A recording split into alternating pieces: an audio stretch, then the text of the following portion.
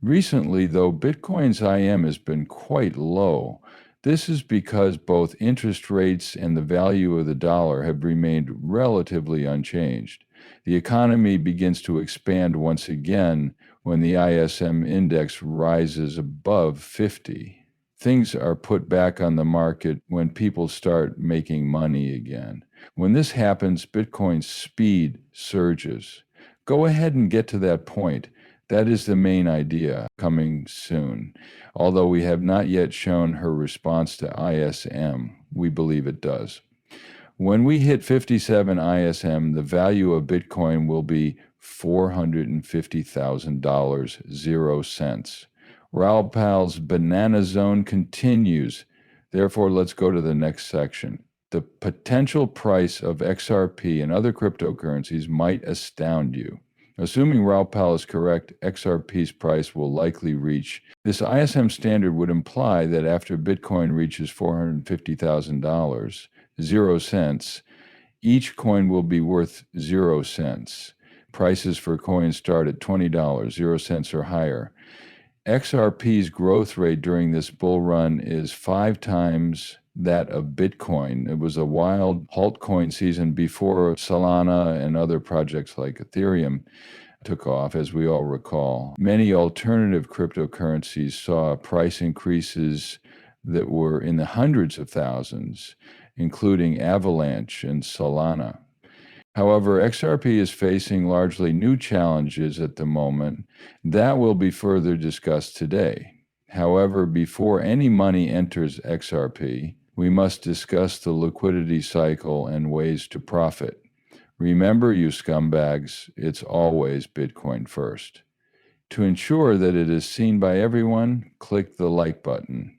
Now we need to focus on RalPal. We can better understand this cash cycle if we take a closer look at it. To learn about the global money supply in this manner, Global M2 is a great tool to use. This is what I use on these charts.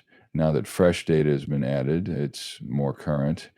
Getting a complete view of global liquidity requires more time, but Global M2 excels at it, the equivalent of the $1 0 cents version. This is as a result of the dramatic improvement over Trump's previous campaign. A substantial amount of cash is on hand.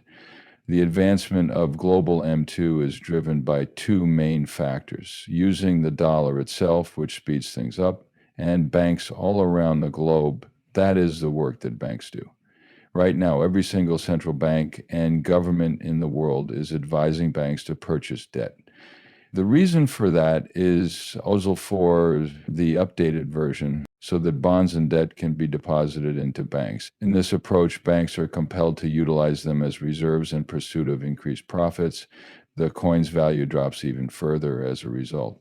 Looking at GLIM2 holistically, it consistently accomplishes the same task. The debt refinancing loop, not magic, is responsible for this. How much time passes on a global average when due in 4 years? They range in age from 3 to 5 years. Many individuals are burdened with long-term debt. Everyone has left the store. Long-term loans are not available because of this. We believe our stay here will be brief. Every time we do this, a breakout and repeat follow. The cycle concluded in 1617. There is no difference between this and the other one.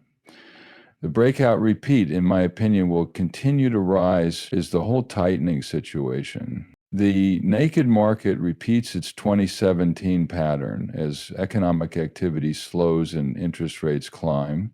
Once again, it responded to our bogus alarm.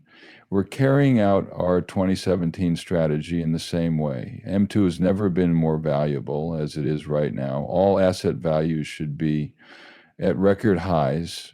As a result of this, observe the impact on Bitcoin by comparing World M2 to it. Bitcoin always retests this level before moving on to the next section of the banana zone if it occurs on the same chart.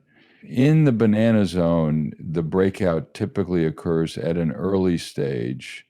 After that, there's the setback, and then it's out. In addition, I referred to these as the 3 phases of the realm of bananas. Last year's first quarter was the first phase. More money started coming in, and we reached new all-time highs at this point. Bitcoin's worth hits all-time high. The adjustment zone has arrived, and now is the moment to mend problems.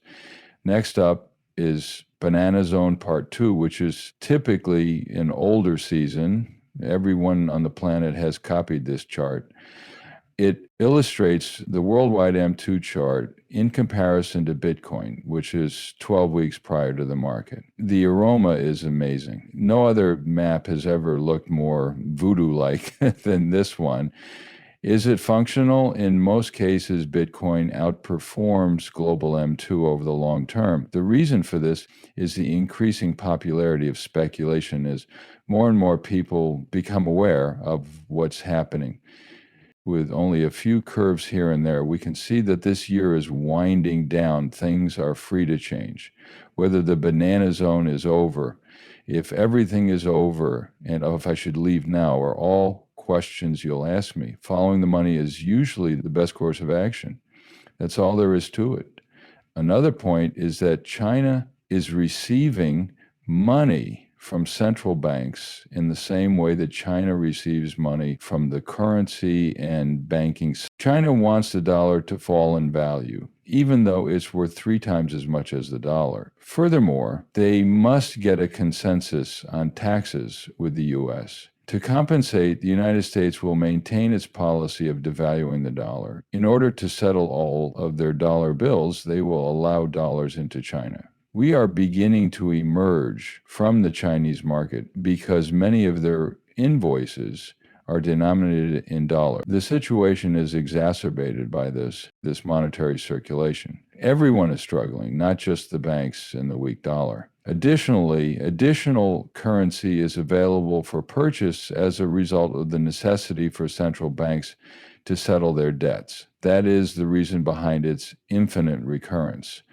As with M2, the market rises whenever the total global liquidity measure peaks. It appears that the link I mentioned is present in this graphic. There is a 90% correlation with weekly global liquidity. Yeah, that's it. Digital currency. Surprisingly, the NASDAQ has a 95% dot. Thus, it's difficult to deny this is true. The majority of individuals still refuse to accept the obvious. A few individuals argue, well, that's not printing money and that's not how things work. The information emphasized the importance. That this has been occurring for some time is crystal evident. This comes up in conversations between Scott Bessent and Janet Yellen. The code structure for everything is what they mostly discuss. In a nutshell, the European Union and China are both printing money. The United States is also preparing to issue a substantial amount of currency once the trade discussions conclude. It appears that China and the